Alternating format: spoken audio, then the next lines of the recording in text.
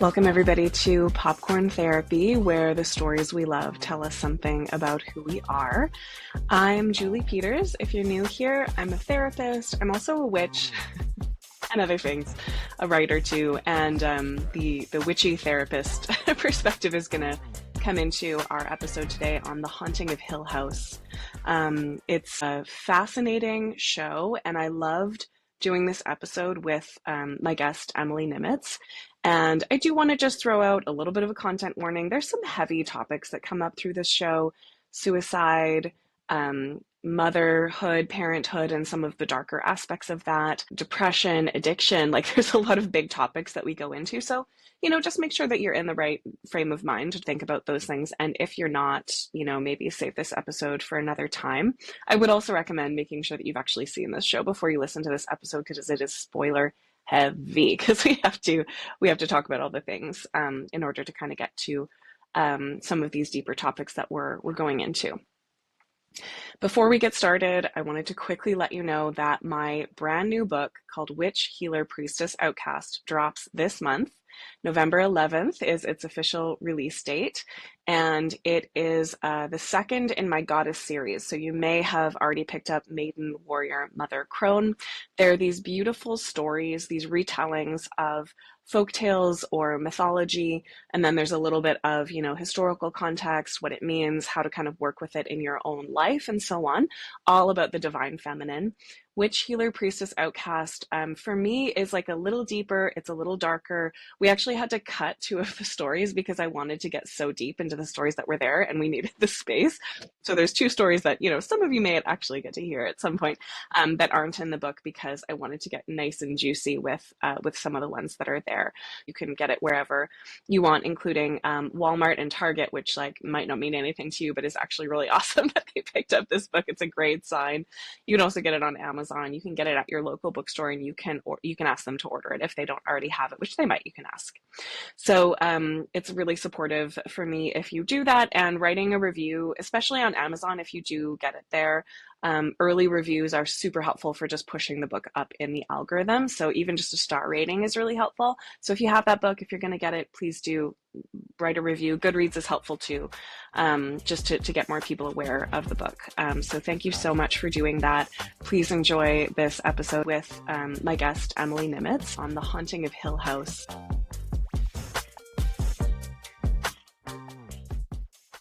Yeah.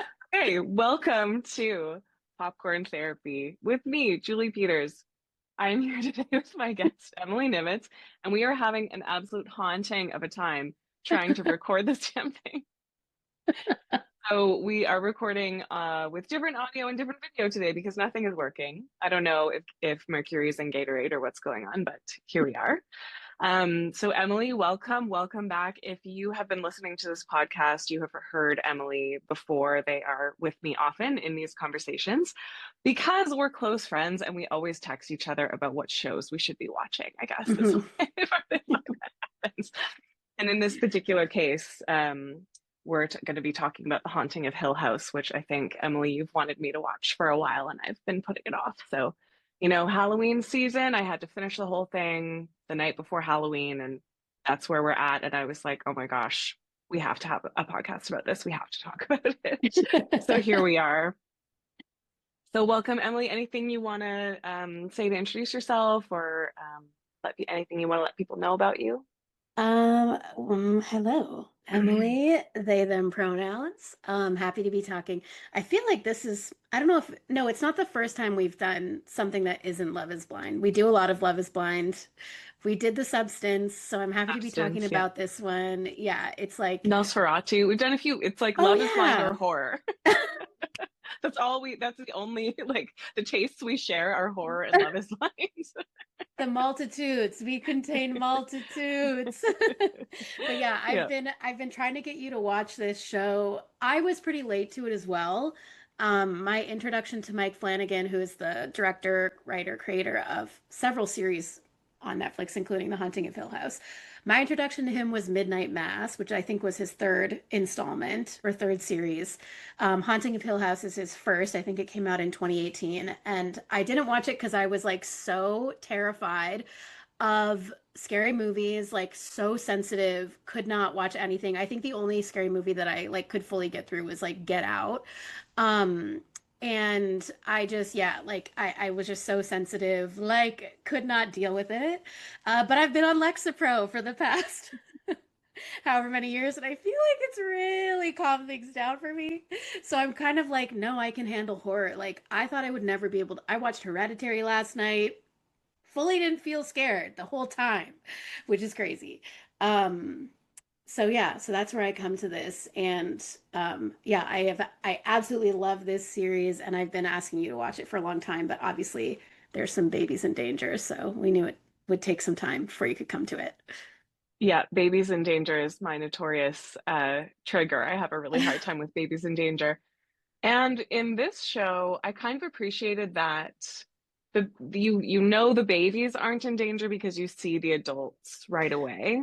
And the adults being in danger doesn't bother me as much as the babies being in danger. So actually I was okay for until kind of the last couple episodes was like when that stuff Yeah. started to come up for me a bit. But yeah, I I think we talked a little bit when we had our podcast on the substance that I love horror. I think it's such an interesting genre. I think it's an incredible opportunity to talk about you know, social ills and anxieties and kind of put them in a story form so that people can digest and process what those things mean. So I feel like it's this incredible opportunity to think about things metaphorically.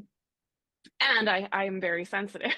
And so I have to kind of be careful about when and how I'm watching what kind of horror movies. And, you know, Haunting of Hill House, my brother, who is also not a horror guy, he watched this show and loved it.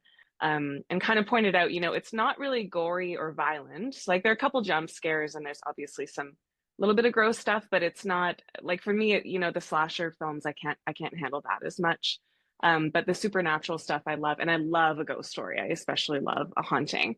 And it was interesting to me too, because I have Love is Blind nightmares all the time.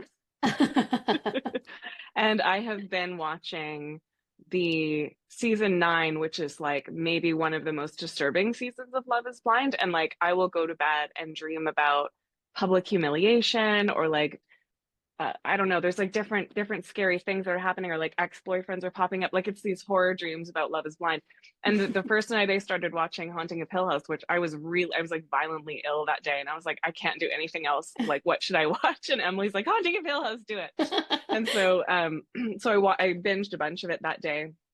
And I had like great dreams that night. Like, there's like nothing scary. It was totally fine.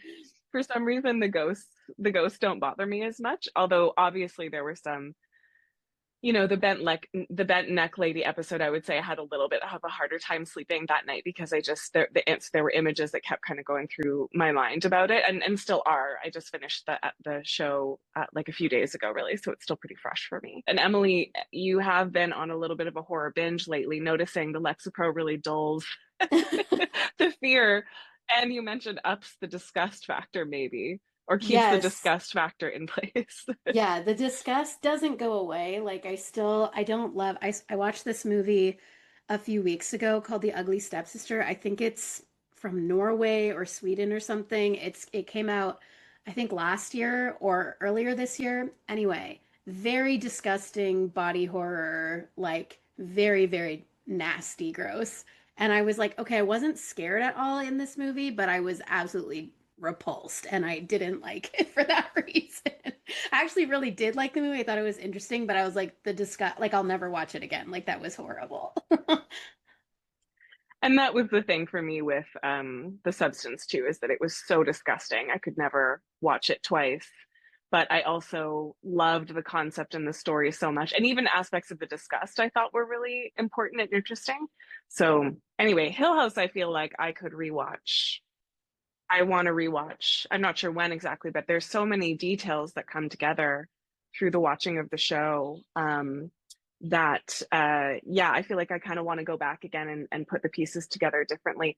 And also just, you know, I always like to look up what people are saying about the things that we're watching. And apparently there are 33 different like ghost cameos in the show. Yeah. And like I've also heard, I'm not totally sure if this is true, but like anytime you're looking at the house within the show, there is a ghost somewhere. Like there's sort of something in the background that's hiding. And I feel like that might be one of the things that the show does best in terms of its creepiness is the atmospheric feeling of the house and how each shot kind of has this depth to it where there's a lot of background behind the character Yeah. and there are like old pieces of furniture or like dusty things on the counter or whatever, and sometimes there's a face or like sometimes there's a ghost, Yeah. which you don't notice on the first watching necessarily, right?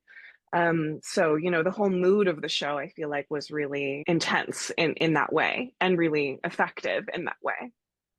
Yeah, you definitely feel the haunting of Hill House. Like the definitely the director and everybody working on it has done such a great job of like really making you feel the walls of the house, feel like the legacy of the house, like the metaphorical haunting, but also just like the literal haunting with all of the ghosts around and like the black mold or like what looks like black mold. Like you feel it kind of closing in on you as the series kind of comes to its climax. And I just think it's so brilliant. Yeah. So obviously, we're assuming anyone who's watching or listening to this podcast has seen the entirety of The Haunting of Hill House. If you haven't, please don't listen because I feel like this was definitely one of those shows where I did not want a single spoiler. Like sometimes Yeah. I want to know because I'm like, I'm too scared. Like I need to know what happens. But in this case, I was like, no, no, no.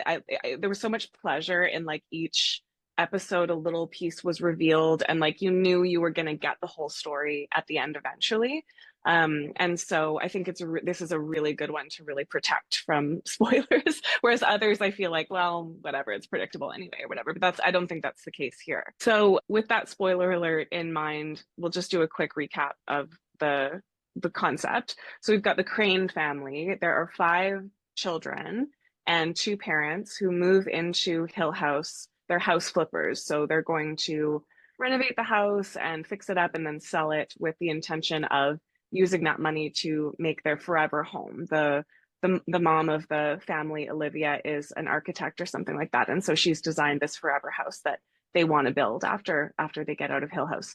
So they come in one summer and they're only there for like a few weeks, really, but it's this very traumatic few weeks where there's this intensity of haunting and so on. And then it culminates in one night where Hugh, the father, takes all of the children out of the house to a motel. And then it's sort of explored as the series goes on that the mom killed herself or something happened. And then we follow two timelines. There's the children's timeline and what's going on in the house. And then we see how the adults are coping with the trauma they experienced, how they're believing or not believing what happened to them, how they're sort of dealing with life and each other, how they're connected, not connected. They're pretty estranged from their dad for the most part. And then in that first episode, Nell kills herself or dies or something happens to her in a very similar way to their mom. That's the youngest daughter, and then the family comes together for her funeral, and there's sort of more resolution that comes from there. So that's kind of the general structure of the story. One of the things that I found most interesting about watching it was the time jumping. There was actually one point where I accidentally skipped ahead to like episode 8 and I hadn't yet watched episode 7. And like it starts with something happening and it's just like, who broke this? How did this happen? And like, are you going to tell them what we saw? And I just didn't I didn't totally realize that I had missed a whole episode because you're skipping around in time so often and you're so often confused about like what just happened or who saw what or whatever it is that it took me almost the entire episode to be like, let me just double check. I think I might have missed something here. I look back, I'm like, okay, I had not watched the entire episode before this. I think I had watched like 40 of the 50 minutes or something before I realized. And it didn't really matter in the end because like you kind of can switch them around like puzzle pieces, and that's one of the themes of the show is like time being linear or not. And I feel like the at least one of the metaphors around that is trauma, right? Is that like when you experience trauma, it can split your memory. Like it can sort of, traumatic memory works differently than other kinds of memory. It often doesn't have a linear narrative. It's often just bits and pieces of like images and smells or sounds. Like it can be kind of a sensual thing. It's not something where you're like, this happened and then that happened. And that's kind of notorious about traumatic memory, because often if somebody is trying to like recall something that happened to them on the stand, for example, and they don't remember every detail, sometimes they're not believed, but it's actually because that's how their memory is working and not because they're lying, right? They just can't remember like how it all fit together. And the other piece is, when you do have a traumatic flashback or a trigger or something like that, um, a PTSD flashback would be like really being in that memory, your whole self, as if you are in the past. A trigger for me can be more like my nervous system is in the past, but my brain is still in the present. Like I'm still aware of where I am, but my body is reacting, like there's an outsized reaction to what's happening because my body thinks I'm back in whatever that place is. So I think it can work in different ways, but it's like your mind can split, your body can split, like you kind of dissemble and dissociate, and Mhm. different pieces go to different places. And I think that's one of the themes of the show, is like how what happened in the past doesn't just stay in the past, right? Like that's the literal meaning, I guess, of a haunting or a ghost, is that they're supposed to be in the past, but they're in the present, and like it kind of confuses how those things fit together. Yeah, that's like nailing it. So, with that thought about timelines, why don't we just start with the bent neck lady? I feel like that's the maybe the most haunting image of the show, Yeah. and one that people have talked about a lot. And that is one where, you know, everyone else is kind of being haunted by like ghosts from this house's past, but Nell is actually being haunted by herself. Yeah, well, each episode in the series kind of focuses on one member of the family. So we sort of learn about Nell and her like present and her past. And she's like the youngest, she's a twin.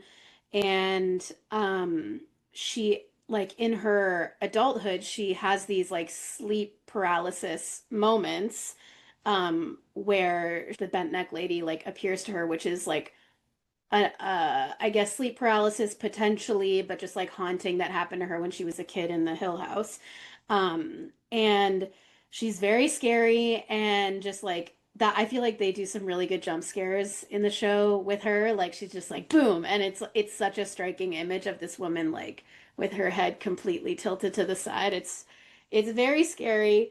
And yeah, then there's this huge reveal, and it's like a gasp reveal in the show where they reveal that the bent neck lady is Nell, and you see that because she's sort of being haunted. Her husband has also died of an aneurysm in the present, like in the recent present.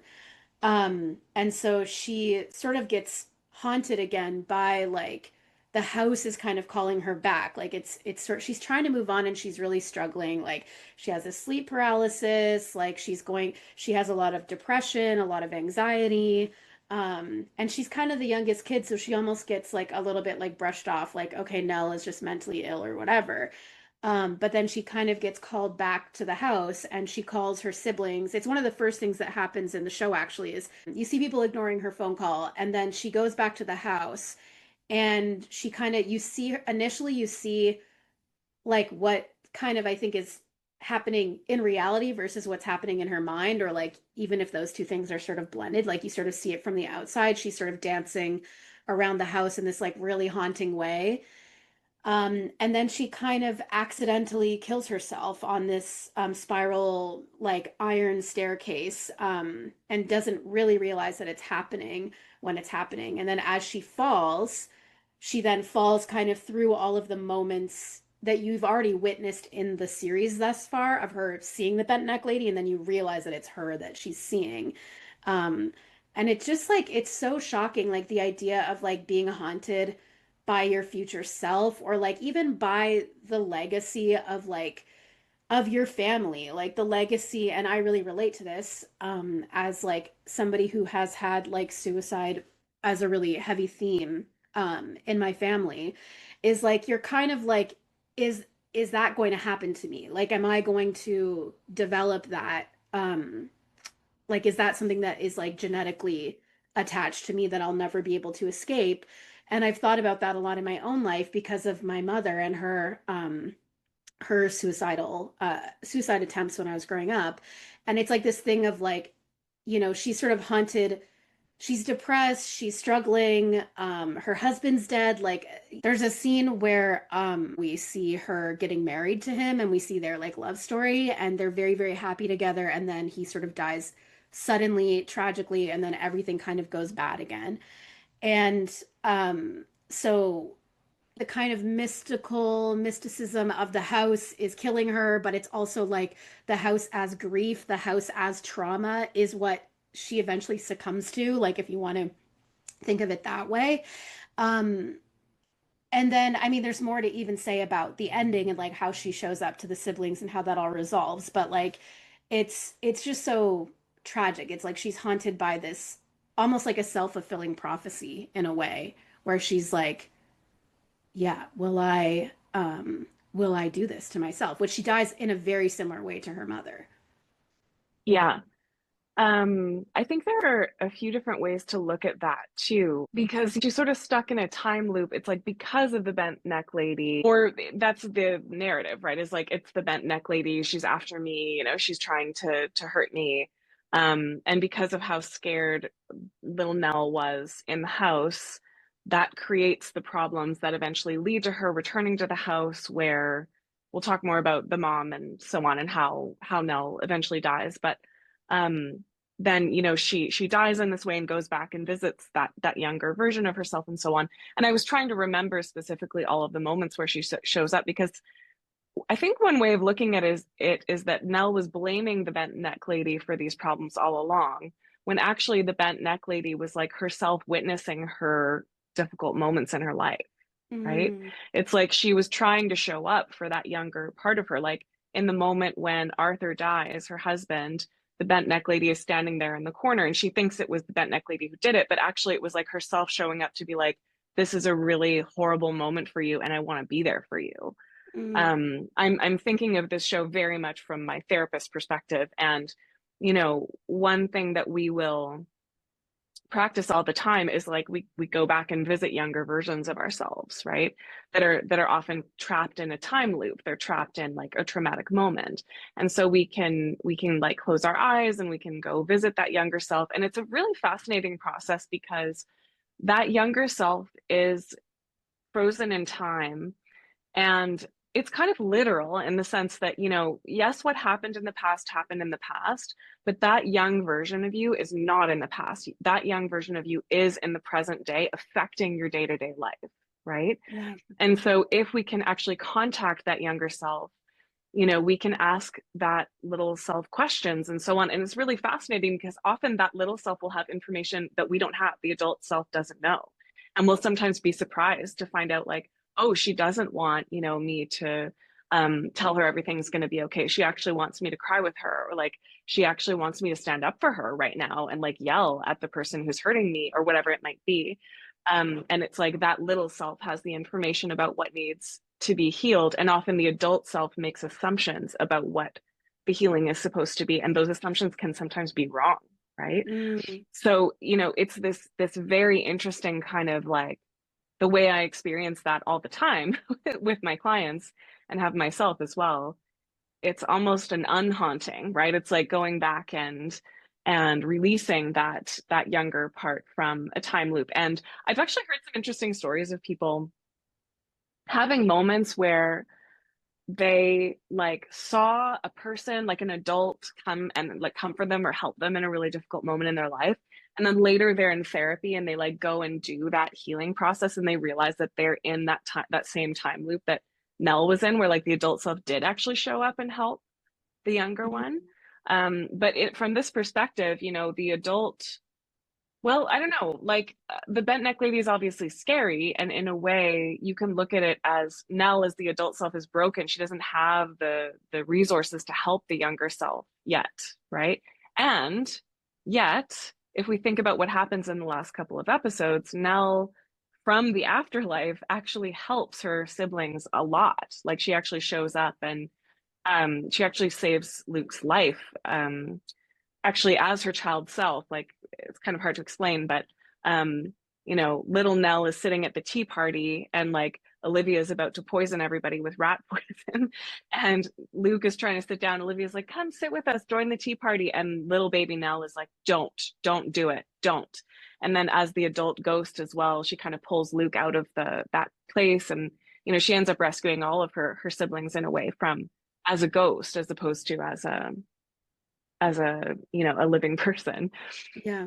And this is a little bit non-traditional, but I'll share it anyway. So as a therapist, I can do sort of straightforward therapy things, but I also like to do spiritually oriented stuff too, because I feel like there's not that as much of a distance between the spiritual and emotional as people often think. Mm-hmm. And I've done work with ghosts in the sense of like, let's go talk to that person who's passed over and like, let's actually ask them what they think. And it's this interesting thing where often people will find you don't need a psychic medium to do that. You can do it yourself, right? And you will often be surprised that the person you're trying to connect to is right there and they have information that you don't have, right? Mm-hmm. Like you do. I mean, who knows what's really happening there, but it really can feel like sometimes people can be helping from the afterlife. Like it's a much gentler, calmer perspective to all of this than the way we see it on Haunting of Hill House. And yet it really resonated with me from this perspective of like, sometimes we need to contact either different versions of ourselves, or sometimes we need to like have a talk with that ghost that's been haunting us of like our mother who passed over, or like that friend we never resolved with, or whatever it is, living and dead. We can do it Mm-hmm. with the spirit of anybody. And who knows, like real illusion, mind, whatever, like it doesn't matter because it works, right? So I think from all of that perspective, it's really interesting to think of the bent neck lady as a maybe a failed witness, but she's a witness, right? And she learns skills to heal that she does eventually use in the show. Yeah. Oh my gosh, totally. And it's like as Nell is dying, in this way that was shocking to her and scary, she's observing herself in all of these moments as well. Like she is the bent neck lady, but she's also seeing herself so scared that she drops, like she's getting the water and she drops on the floor, or like she's on the bed and she's like hovering over top of her. Like she's seeing her so scared, and it's like she wants to reach out and help her, but she's just not been able to, because part of it is that she's not been believed. Like she spent a lot of her life, like a lot of her family is like really dismissive of her. They're just like, oh, and like especially the older brother Steven, like he's very like, is she off her meds, which is like, as somebody who's on meds, meds are great, but yeah, it's like there's this, like how much of that is like her needing to be on meds, and how much of it is just like her needing somebody to like bear witness to her pain, or like be there for her so that she can then be there for herself and be the person for her younger self. There's a moment when the family, there's a big storm happening, and the family is all gathered together after the chandelier has fallen and all the hail is breaking through the windows and stuff. So they're all gathered together in the sort of lobby area of the house. And Nell disappears, and they all kind of go into this panic trying to find her. And they eventually find her, and she says, this is the young Nell, why couldn't you see me? Why couldn't you see me? I was standing right here. I was screaming and waving my arms, and you couldn't see me. Why couldn't you see me? And we never get the answer to that question aside from like, it's a haunted house. Like, like Yeah. you disappeared for a bit. I don't know why. But that's the metaphor for Nell, right? Is that she's not being witnessed. And so how interesting that that's what her spirit, soul, body, system, whatever did, is that it found a way to witness herself because nobody else Mm, was witnessing her, right? Like if only that little girl had known, like it's just me checking in on me or trying to see me, like that could have been healing as yeah. opposed to terrifying, right?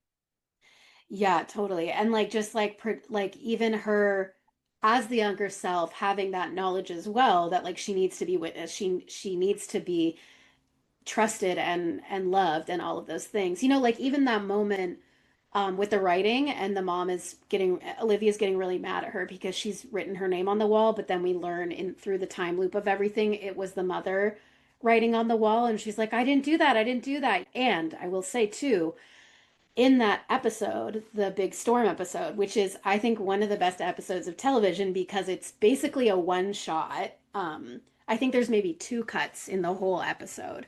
But the beginning of the episode is upstairs in the funeral parlor the night before her funeral, and all of the family has come back together, reunited for the funeral, and it's been a very long time since they've all been in the same room, including the dad. And it's shot in a one take. We call it a oneer in the biz. And so for anybody not in the know, basically it's like the camera doesn't ever stop or cut. Like they're basically performing the show as a play, and there's these brilliant moments when the camera will sort of turn around to the dad, see the dad's reaction, turn back, and all of the adult actors have been replaced by the children versions, which is just like crazy. Like just from a technical perspective, it's so crazy, but it's such a beautiful metaphor. And it's like just the technical prowess of that alone is so brilliant because there's so many moving parts when it comes to film, like lighting and sound and all of these things. So like it's not just actors acting and there's a camera catching them. It's like there's whole teams of people. So it's so impressive.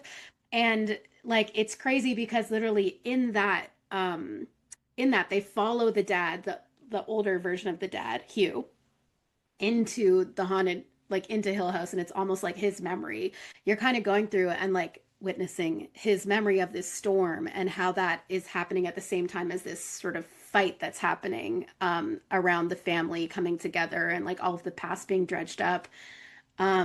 And it's interesting. The dad says something in the present day. The dad says something like, I think this is in this episode. He says to Stephen, "You don't understand Hill House, you never have." And he's just like, let me lay it down here. Like, supernatural things are happening, and we have basically Nell, who is now dead. Like, you know, this is the result of us not believing her. This is the result of us ignoring, trying to pretend like that didn't happen. And then at the very, very end of that episode, they're all fighting, and the camera is focused on the foreground of the adults fighting. Nell's in the casket at the back, and the casket falls like very loud, and they all stop and they all turn and they walk over her. Which again, I'm like, technically, how did they do that? Like that is crazy.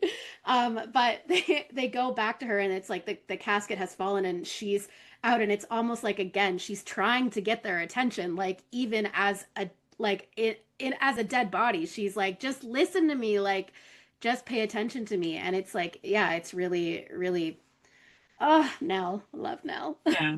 Yeah. And then I think after they resolve all that, they all decide to leave, and we just see the ghost of Nell. I forget if her neck is bent or not, but I think it might be. But she's just standing there, like being left alone, you Yeah. know, in with her dead body for this, and everybody just goes back to their lives. And you see this. I mean, she's just standing there, but you see this loneliness and this sadness, you know, of not being believed. And you know, I think that's a really important theme to this show as well, because you know, one of the things about trauma for a lot of people, including me, it's not the thing that happened, it's how it was responded to, right? So there have been some studies that have shown that, like, if someone is violated, let's say if a woman is violated in a community, and everyone in the community believes her and, you know, find the person and bring them to justice and all this stuff, and everyone agrees, like, that was horrible, that shouldn't have happened to you, that person is not traumatized. You know, using this concept of that trauma isn't the thing that happened, it's how your system um, holds the thing, Mm-hmm. or doesn't heal from the thing, right? Like my favorite definition of trauma is any unhealed wound, right? Mm-hmm. So you know, you can have a plane crash, some of the people will be traumatized, others will not be traumatized, right? It's like people have different reactions to this stuff. So if you have a situation where someone is violated, and that person is not believed, they have to fight to be heard, you know, the person is not brought to justice, which is usually what happens in this society, that person is much more likely to be traumatized, because it's not so much that something bad happened, it's that they weren't believed, they weren't supported, they weren't loved, and like found out that justice isn't important to this community, and therefore that makes the whole world a lot more scary, and so on, right? Yeah. So one thing I absolutely loved about this show was how often something scary and haunting would happen, and there would be an explanation for it right in the next moment. So it would be like, oh, mom was schizophrenic, you know, like that's what happened. Like she had a mental illness and that's why she killed herself. And, there was in Shirley's episode where she has these kittens that all sort of end up dying in this weird way. And at one point, one of them appears to still be alive. It opens its eyes and it has these like demon eyes, really terrifying. And then in the next scene, it's like, oh, those diseased kittens. Like we had to put down those diseased kittens. And you're like, oh, what? Like it was a disease? Like I've never seen a disease with eyes, demon eyes, but sure, it could be, I guess. And so, there's so much of like, is this a mental illness? Stephen very much thinks that it's a mental illness. He doesn't believe his own eyes, right? Like he sees the ghost of Nell and he's seen actually many other ghosts, but he just doesn't like admit it to himself. And so he finds explanations for it. And I loved not knowing whether or not the show was going to commit either way, because a lot of shows like this will end on kind of like well, was it real? I don't know. Like they like to kind of end on, you know, leave it to the viewer to decide kind of thing, which can be compelling. But in this case, they really committed to the haunting. They were like, this is supernatural. These are ghosts. They are real. This is what's happening. And I really liked that it made that commitment in that sense and kind of went fully to that place of, mom did not kill herself actually.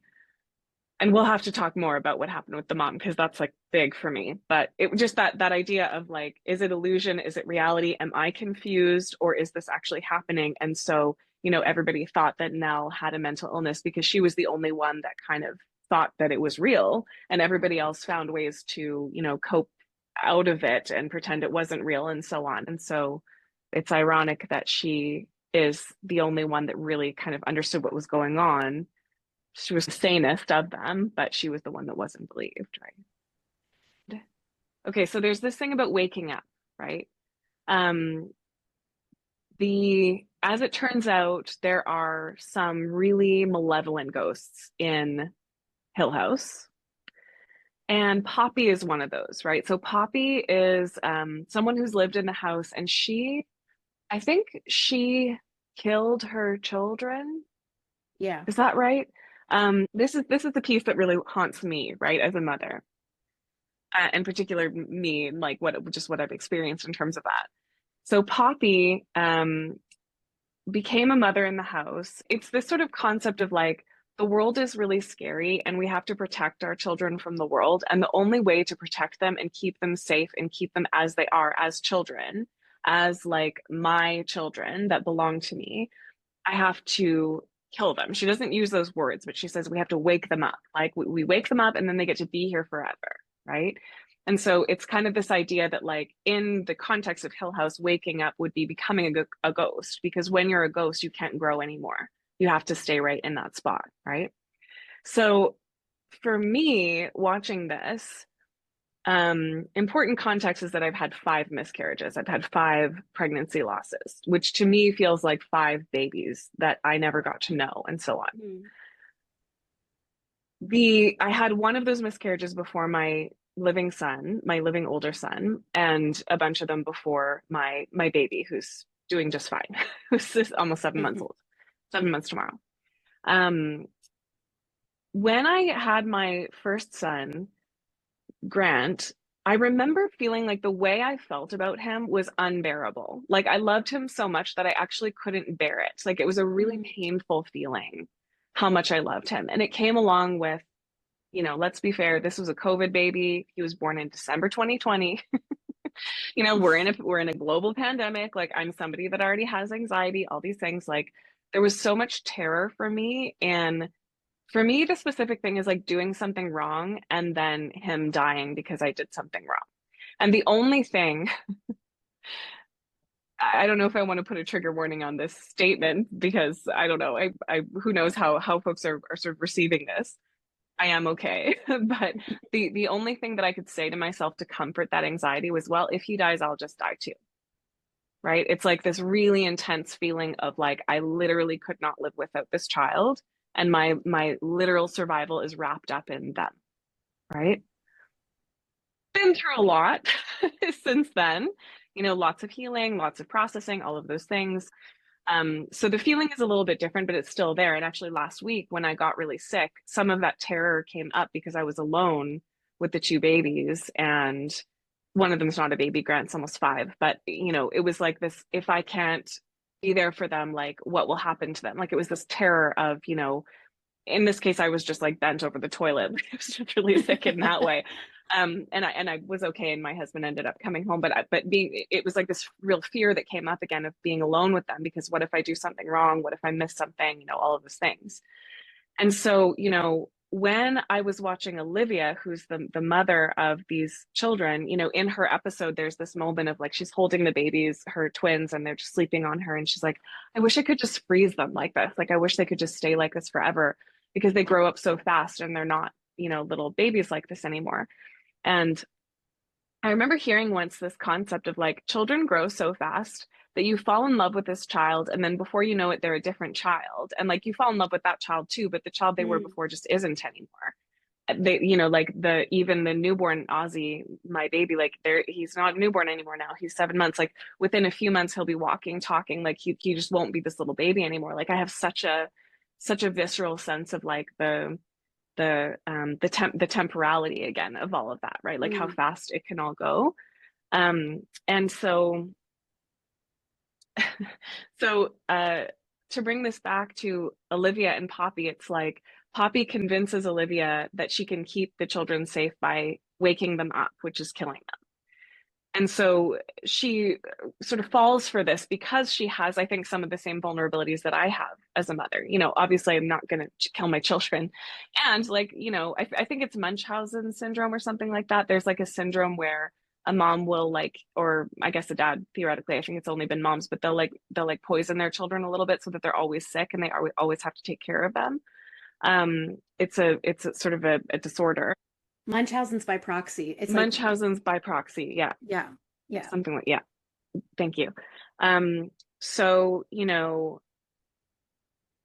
at a certain point, watching the show, I was checking in with you because I was like, okay, this family is like haunted by a mother's suicide. Like, how are you doing with this show? Like, are you not, is this not really upsetting for you? And what you said was, it's kind of nice to see yourself in stories sometimes. And that's actually how I felt about Olivia's story, not because I am going to, again, I'm not going to kill my children, but just like the intensity of the feeling of that, and some of the darkness that comes up around it that I think people don't often talk about, that, like that there can be darkness around, you know, being a mother, becoming a mother, the struggles of infertility, miscarriages, things like that. You know, the intensity of like what happens to your body, you know, going through all of that process, and then some of the feelings that you have about your children, which can range from like deep joy to like extreme annoyance to, you know, this sort of dark intensity that I'm talking about, where I feel like if either of my children died, I don't know what I would do because I have two now. You know, so Hmm. I can't just cop out by saying like I'll cop out too, right? Yeah. If I have any, that's very dark. Sorry, I feel like I hope it's okay to be hearing that for you and for those listening to the podcast, because it's like I know that's very dark, and also it's just true about one of the ways that my mind works around this, right? And one of the ways that I kind of have to think about things in order to like cope with the intensity of that. Anyway, I'm not sure everyone is as intense about mothering as I am. Probably lots of people are sunshine and rainbows, and there's some of that too, but that's just not where I'm coming from. And it was really interesting to see that with Olivia and Poppy.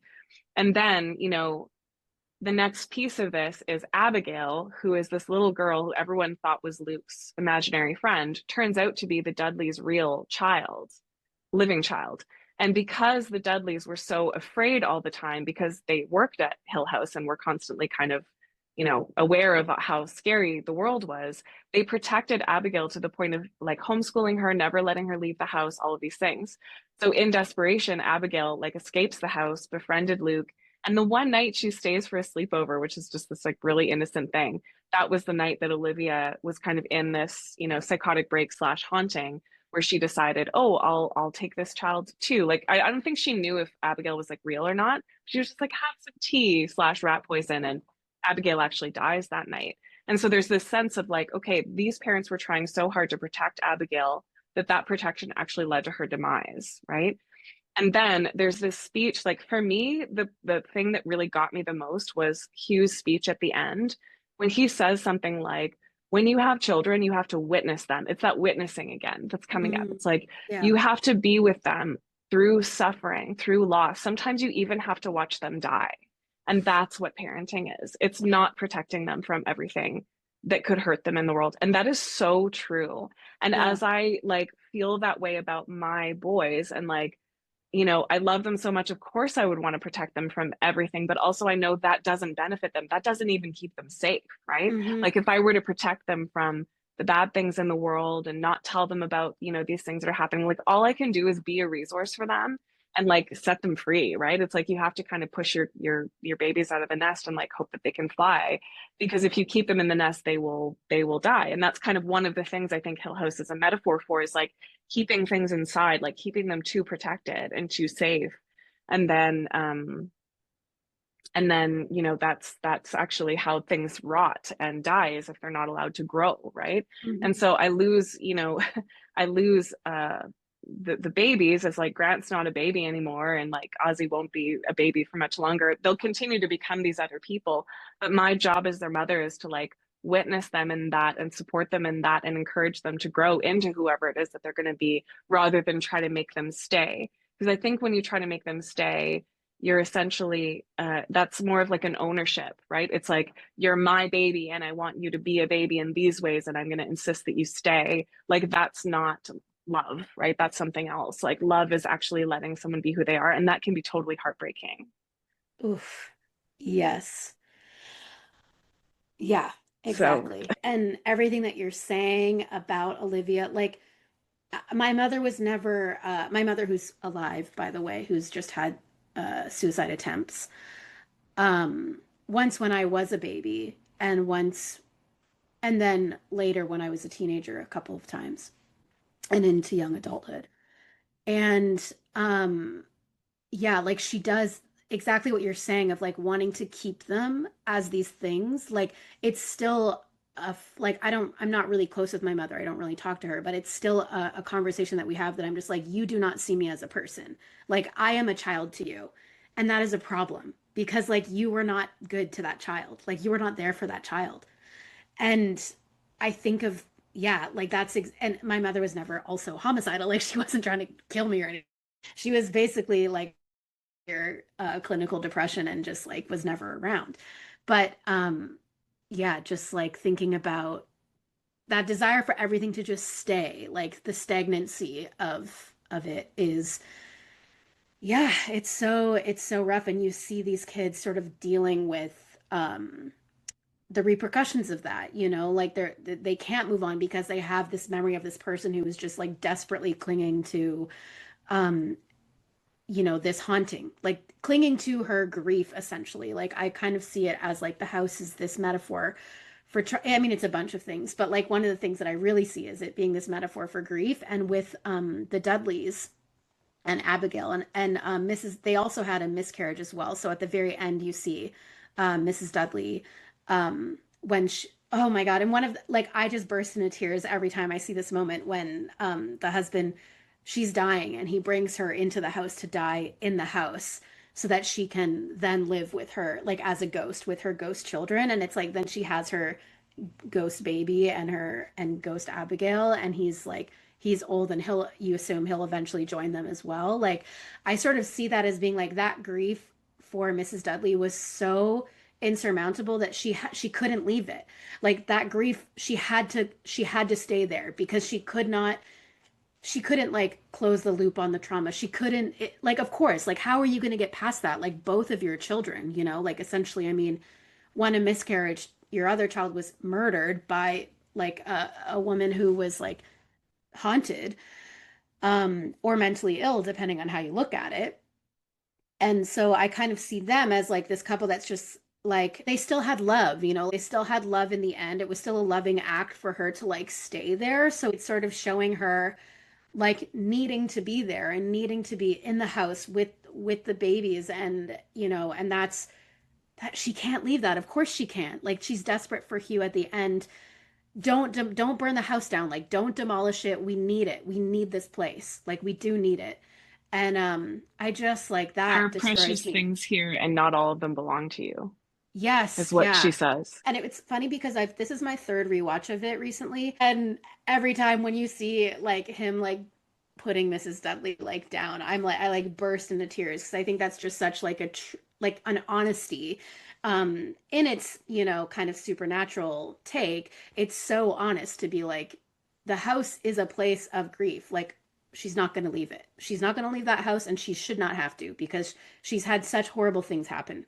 And so now she's going to stay there, and that's her legacy. And it's tragic, but it's also honest, and it's beautiful, and it's horrible, and it's all of those things. And so I think it's like interesting because it's not being prescriptive about what to do about grief or trauma or whatever. Like, I really, that's what I really appreciate about it. And that's what I really love about that show too, is because it's like, you know, like you're saying, it's like these are very, very real themes for me, like suicidal mommy. That one, it's like the number one, you know, it's such a defining moment of my life. It's not concluding, oh, she's crazy, she should have taken, you know, Halidol or whatever the drug is for schizophrenia, or she should, like, it's not saying anything about that, which I really appreciate, because that's not how it feels on the inside of the moment. Like, it doesn't feel like that. It feels like, surely if somebody's going through those kinds of, like, you know, whatever they're, those delusions or whatever it is, like, there is a connection to, like, this is true, like there's a truth there for that person. And um that's what I just really loved about this show, is that it wasn't trying to be prescriptive. It wasn't trying to like make any conclusions about suicide or mental illness or grief. Like, it's just like, you know, these are all possibilities, and there's no right way to do it. And it's, and like, it's honest to talk about life in this way, that it's painful, that it's hard. Yeah, I loved the happy ending in a way, right? The possibility that a haunted house was not all bad. It wasn't all evil. It Mm-hmm. wasn't all demons in there necessarily. Even Poppy, who I feel like is sort of the villain of the show in the sense that she's the one that convinces Olivia to try to kill her children. And that's kind of the danger, is that, you know, the children shouldn't come back to the house because Olivia is still there trying to get them to like wake up with her. But even that is kind of like, it's a loving motherly intention, right? It's like, I want to keep you forever. It's because of love that I want to do that, which is dark. And love is like that sometimes, right? I mean, I feel like yet another metaphor is this, the abusive relationship, right? That idea of like, what I will do to make you stay with me and not be with anybody else and not move on, and you know, all of those things. Um, so yeah, you know, and from my perspective, grief, like from a therapist perspective, grief isn't all bad.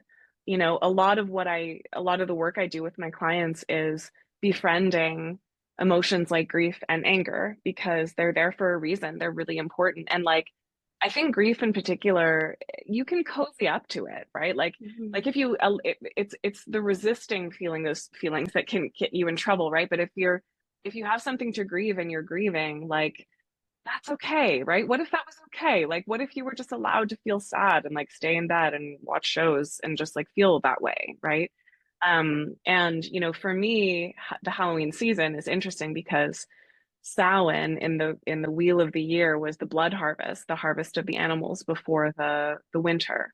And so built into that day was an acknowledgement of death and loss, and that like you can't keep all the things, right? And I've sort of been thinking about, like, I'm doing all this work with you know, the goddess cycle, which is life, death, and rebirth, and so on. And you know, it's something that I often think about, especially around solstice, because it's sort of like there's Halloween, and then it's fall is the death season, right? It's a season of dying. The leaves fall from the trees, and everything kind of goes into hibernation, and so on. The world looks like death at solstice. It's like that darkest day, but then the rebirth begins again. But what I've been thinking about lately is that the same things aren't reborn. You know, it's like, Mm-hmm. it's not, you don't actually have the same leaf that you had last year on the tree. It's a new leaf. And it might look similar, but like it's always different, right? There's different kinds of growth with that. Like you're never the same in that cycle Mm-hmm. of rebirth. And so, you know, I think there's something about grief that is, you know, allowing death, acknowledging death so that there can be a rebirth. But that rebirth shouldn't be the expectation that you'll be exactly the way you were before, right? It's like allowing for a new version of you or a new version of the world or whatever it is, like something new to grow in the place of where the thing was lost. Yeah. I want to talk about addiction a little bit. That's going to be a bit of a tangent, but the way addiction works is like wanting to, you know, replay the same relief feelings over and over again. Like you can really get stuck in a loop with addiction. And I think the show actually, I think it's actually one of the better expressions of addiction in a TV show that I've seen, Hmm. including the flaws of the recovery system, which I'll Yeah. come back to that because I'm trying to make a point here, which is that grief has its beauty to it, right? Like that there are um, that in that Halloween season and Remembrance Day in particular, which is like in Canada, November 11th, we take the day off usually to remember the losses of the wars. Specifically, it's kind of a military oriented holiday. But I think every culture around the world, almost everyone usually has a Day of the Dead, like a day where you think about death and the ancestors and your losses. And it's like an appropriate day to feel sad and bring up your ancestors' pictures and like cry and light a candle, and like it's ritualized and it's something supported by the community. We don't tend to do that here. And Halloween is a joke of that, right? Like Halloween is a spectacle of death. It's not actually engaging with death. So Hmm. for me, like the first days of November into November 11th, like those are days where we should be ritualizing grief. We should be, all of us, we should be pausing and taking some time to like see the leaves falling off the trees and like acknowledge the death and losses in our lives. Because if we do that, it's a healthier way to like, live, die, and regrow, than trying to pretend it's not real, right? Which is very much what we do in this culture. So, from that therapist perspective, grief has its positive things. And kind of as I mentioned before, like ghosts, if we take for a moment, if we suspend our disbelief, if ghosts are real, there are different perspectives on what ghosts might be. One is like a trapped energy of a trauma that happened in that space, right? And it's not actually a person or something. It's like a trapped, like a little vortex of something that happened there, right? Um, and maybe ghosts are kind of like the ghost slash angel that Nell was, where a lot of people believe that people who have passed over hang out and come and visit us and like help us out, and we can talk to them. And like in my experience, you can light a candle and talk to them, and they show up, and you can talk to them. Maybe it's happening in your head, but also maybe they're really there. Like I don't know. Either way, it's still valuable and it still exists, and it's not someone trying to scare you. It's someone trying to talk to you, someone trying to help you, someone trying to give you, support and guidance, whatever it is, right? Like that we can have that relationship with our ancestors if we want to. So I loved that perspective that these things could be positive. And I will say, the one problem I had with this show, which I suppose could change on rewatching, this is the first time I've watched the show, but actually, when Abigail dies, the Dudley's reaction was like the only part where I kind of got like thrown out of the story a little bit, because it's this weird moment where they're like, "Oh no, my daughter is dead," and then they see her in the doorway as a ghost, and they're like, "Oh, it's okay, she's a ghost. That's fine." Yeah. And then they're just like, "Okay, great. The solution is just keep the house here, and then we can be with our daughter forever, and that's fine." Like if that were me, I'd be like, oh my God, A, my child is dead. B, my child is a ghost. Okay, what does that mean my child is a ghost? Are they going to grow up? Are they okay? Can they talk to me?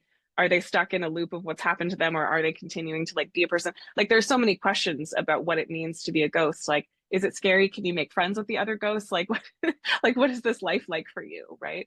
Or non-life or whatever it is. Like I feel like it was just such a weird kind of non-reaction to this kind of like, oh well, as a ghost, that's fine. And I mean, maybe that fits because the Dudleys, what they were trying to do is protect Abigail so closely that she couldn't really grow. And like maybe they actually kind of liked her, in this like, oh, she's safe now, in the same way that Yeah. Poppy did. Like, she's safe now. She'll never change. She'll never be hurt again. Like, she's just going to be here and I'll join her there, when it's time. But that was the one part that I was kind of like, ooh, that was like the one piece that did not resonate with me emotionally the way so much of the rest of it did. Yeah, totally. Like she doesn't go and like start strangling the dad because I think the mom is dead like Olivia's dead at that point. She doesn't have a reaction towards like you fucking killed my kid. Yeah. No, it's almost like not It's like surprised. Yeah. it's like no, she's dead. Okay, it's okay. It's fine. It's fine. Yeah. We have a new plan. It's all okay. Yeah. Yeah, recalibrating. We're good. We're good. We'll just Yeah. die. We'll just die in the house. Everything will be fine. Yeah. Yeah. Right. Yeah. Oh, yeah, that's so true. And like, obviously, I mean, in the conversation around addiction, and I mean, we can now, I think, sort of talk about the different siblings and sort of what they represent in terms of like, I've heard some people say that they're the stages of grief. Some people say that they are responses to like not dealing with your emotions, which I do like that metaphor a lot. Like Nell is depression. Stephen is like over intellectualizing. Theo is like completely being avoidant. Shirley is like, Shirley just like literally becomes in charge of death by running a funeral parlor. Like she just like gets to work, Control. Yeah, she control. control. She wants to fix it. Yeah, Yeah, and then you have Luke who becomes he develops an addiction to drugs.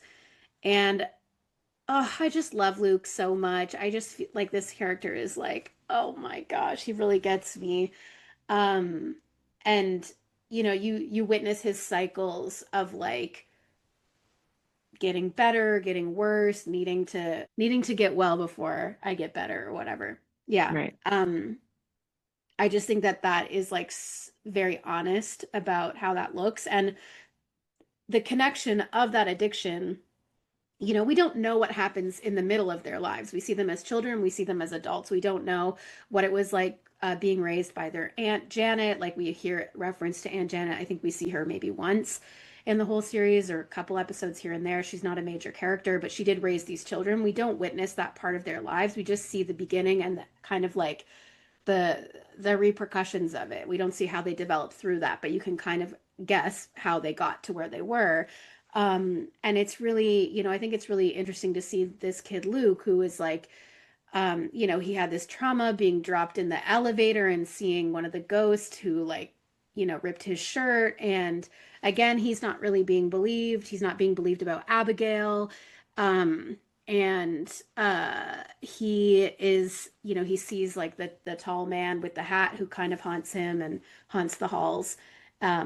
And then he has this counting to seven thing that he does. Um, and then yeah, you see him like in the throes of his addiction, and oh, it's just like, yeah, this is somebody who is doing something, like I think the link from like trauma to addiction is like pretty well established.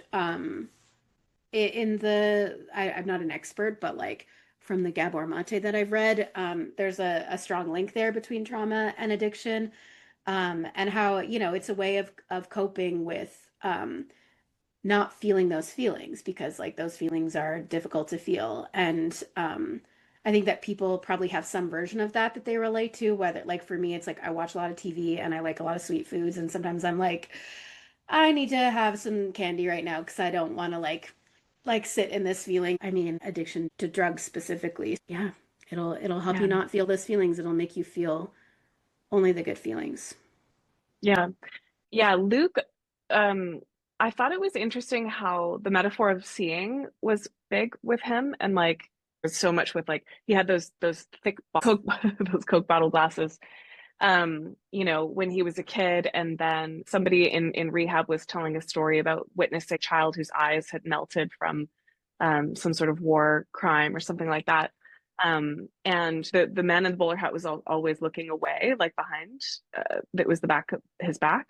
And finally, he comes up and is like back to back with Luke, and Luke turns around to finally look at the man, and it turns out it's his mother actually with her eyes closed. And then she opens her eyes and there's this light that comes out of her eyes. I think she says, "Come home," right? Which Mhm. for now we know from Olivia's perspective means come die with me in the house so that we can be awake together forever as Yeah. ghosts.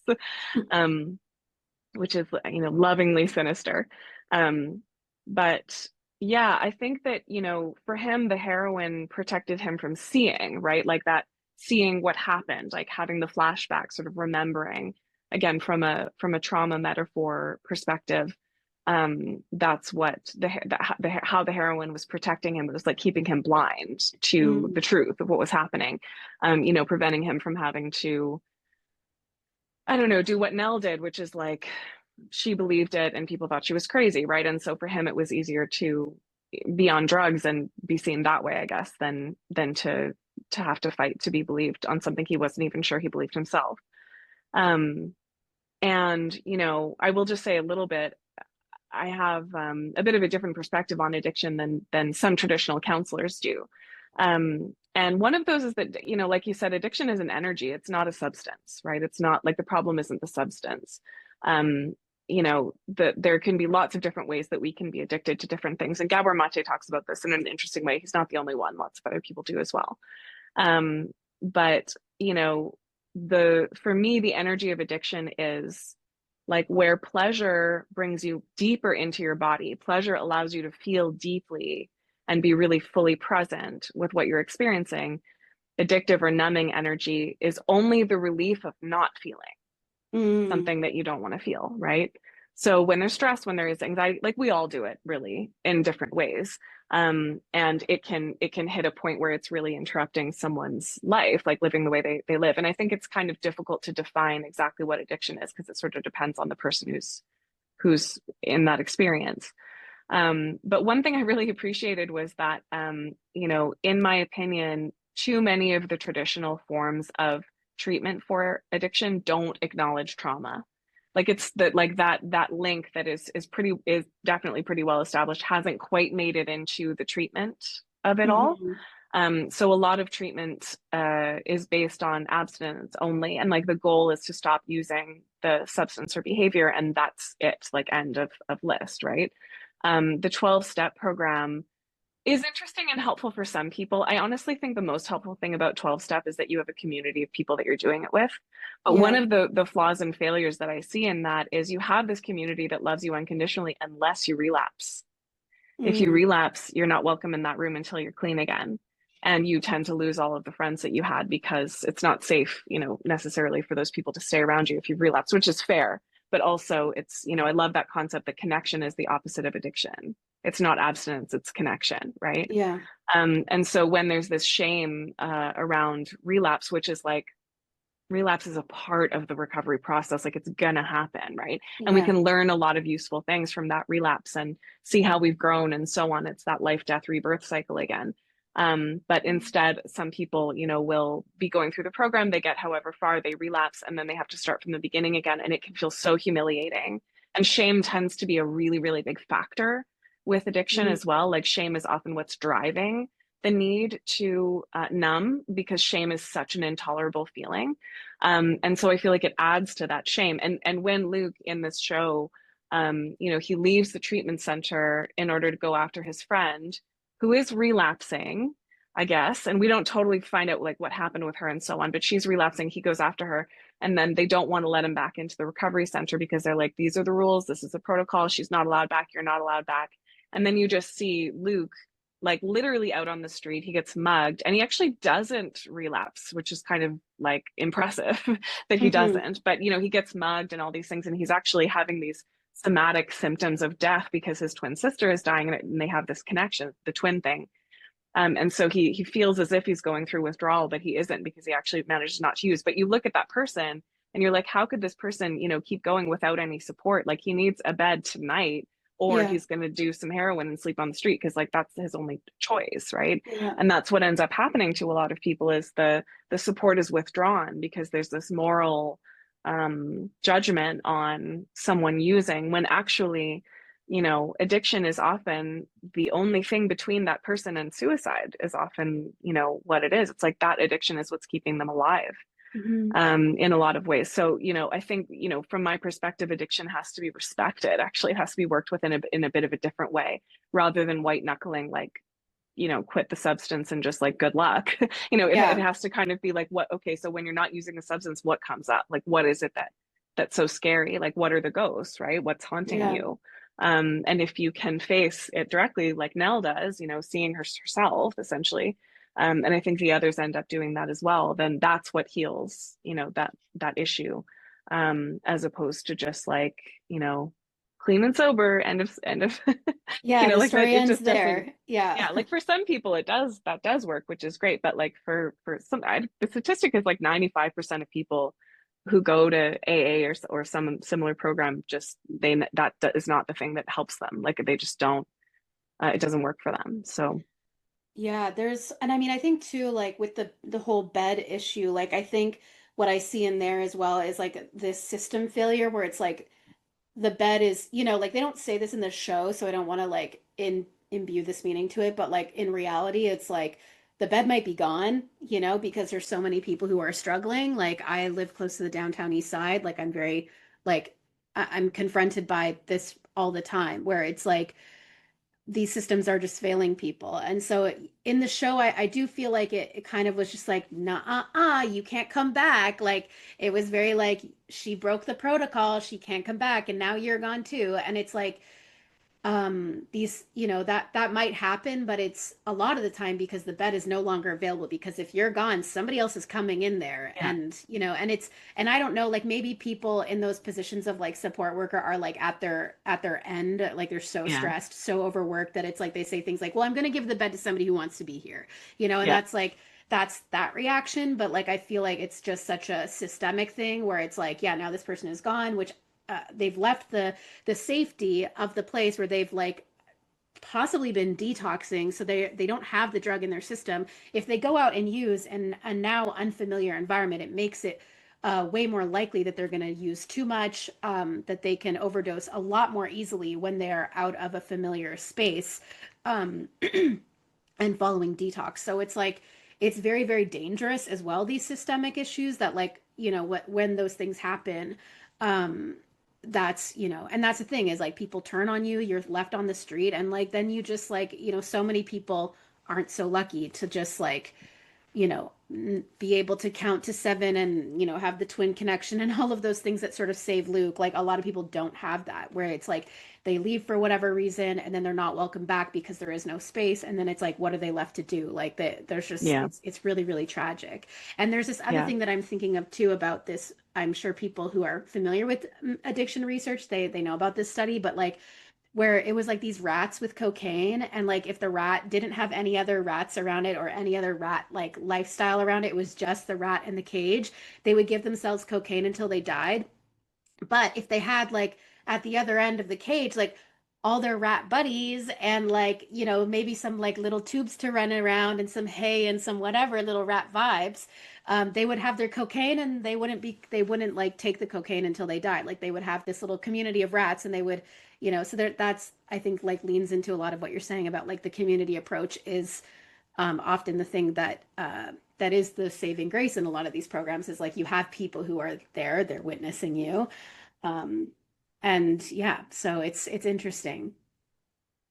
Yeah, my last popcorn therapy episode actually was on the F1 movie with my old friend David Hatfield, and we were talking about masculinity in the F1 movie. But the conversation with him was like so interesting aside from the F1 movie. Like I'd recommend listening to it even if you don't have any plans to watch that particular show. It's one of the ones you can spoil because it's like a pretty predictable ending. But David was talking a lot about this concept of initiation, and he had done all this work researching other cultures where they had this really clear sense of like, okay, we're going to gather together as a community, and we're going to learn together what it means for you to become an adult in this community, and here's how we're going to value you and like see who you are and so on.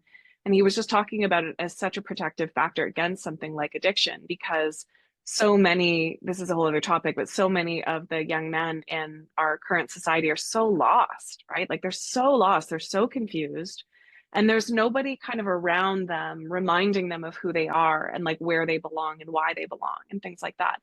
And so they can get lost into like incel culture and other things.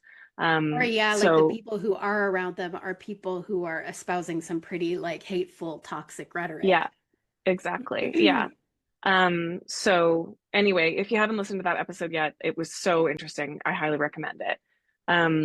But the other thing that you're making me think of now that we're talking about it is there's a moment when Luke is out on the street and he is looking for Joey, and I think she's stolen his money and all of these things. He actually goes to a fire. It's like it looks like the downtown east side, right? It looks like this area where, it's everybody's doing drugs in this area or whatever, and there are people gathered around a fire, and he's so cold because he's experiencing Nell's death throes, and he goes up to this fire to like try to warm his hands. And it's interesting because he sees the man in the bowler hat and he leaves because of the man in the bowler hat. So it's actually making me wonder, if the man in the bowler hat wasn't there, would he have just warmed himself by this fire and then done some heroin and gone right back to where he was before? And like, could the bowler hat man have had a benevolent quality, like the bent neck lady, of kind of being like, no, Mm. like, I'm going to scare you out of here because this is actually not where you're supposed to be. And he ends up like, it's when he's waiting to be picked up, I think, by Steven, when he actually encounters the bowler hat man, and it's his mom saying, come home, right? Like it's actually Hmm. a very beautiful face. and so on. So actually, I wonder if even the bowler hat man was meant to be like, it's scary because you just think it's scary, but actually maybe it's somebody trying to help you, right? Yeah, yeah, totally. So obviously there's a lot with this show, and maybe we'll come back to it next Halloween when we rewatch because I feel like that's a great tradition to rewatch it because I feel like there's so many details there, and obviously other people have talked about it. This is like a well-beloved show. Yeah. But yeah, those are the major pieces that I really wanted to talk about because yeah, some of that stuff really touched me in a way that I wasn't expecting, and I had kind of that reaction of like, I'm watching this horror movie and I'm just sobbing, like crying, like it's so beautiful, Yeah. so sad and heartbreaking. And it's like that's not the reaction I was expecting to have, right? So yeah, I really appreciate you pushing me to actually watch it I'm and so to glad be that able you to chat did. about it. Yeah, no, I Yeah. am so glad I did too. It's really, really good. Okay, thank you so much, Emily. We'll catch up for the next horror or Love is Blind, whichever Yeah. comes first. Sounds good. Thanks for having me. Bye.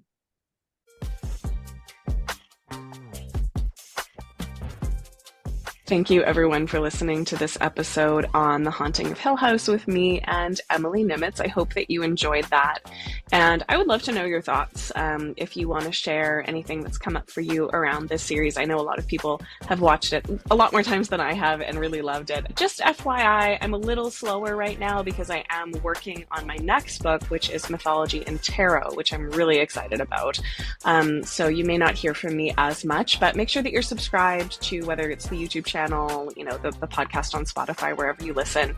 And you'll get those notifications when a new episode is coming out. So I'm doing my best, but I'm just going to be a little bit slow while I'm trying to finish this book. If you want more from me, you can go to juliepeters.ca and you can get a tarot reading from me if you want. You can check out my books. You can also sign up for a counseling session for me. I also have some new tarot offerings that you can do remotely. So you basically sign up for the tarot reading that week, and then I remotely do the reading for you. So you're not actually present for that reading. It's a little video recording that I'll send you within that week, and then you can watch it on your own time. Great if you have a question. I do a 1-card pull if you just have like a little question. I can also do something nice and meaty, like a year ahead spread where you get a card for each of the months upcoming in the year. And that one especially is an awesome gift for the holidays. So you might want to think about, that witchy person in your life or whoever it is, and get them my book, get them my books, all of them, and sign them up for a tarot reading. It's a really nice thing to offer for the holidays too. So you can find all that information at juliepeters.ca. Don't be afraid to be in touch, and thanks for listening.